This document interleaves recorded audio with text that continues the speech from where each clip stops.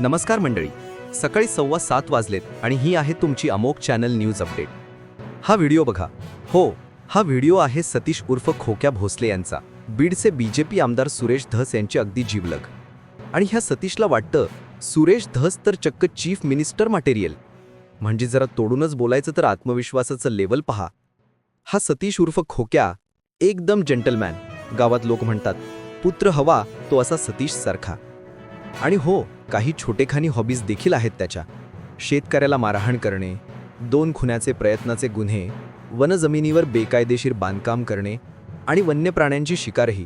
बस एवढंच, बाकी पण आहेत.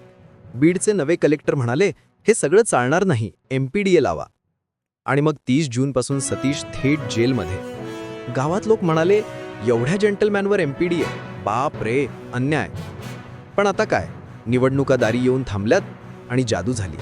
महाराष्ट्र गृहविभागाच्या सल्लागार समितीने ठरवलं सतीशवर MPDA लावण्यास पुरेसे कारण नाही. हो, तोच MPDA म्हणजे चांगल्याच लोकांवर लावला जाणारा प्रसिद्ध कायदा.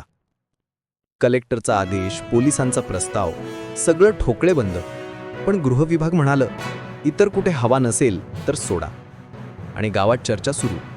निवडणुका जवळ आल्या की कायदेही आपला स्वभाव बदलतात काय? शेवटचा सटायर पंच. आणि आता गावात लोक म्हणतात गुन्हे कितीही असले तरी नशिबाचा MPDA मात्र नेहमीच वेळेवर हटतो, विशेषतः निवडणुकीच्या टाइमला. पुढच्या दिवशी पुन्हा भेटूया अमोक चॅनलवर सकाळी 7:15 वाजता.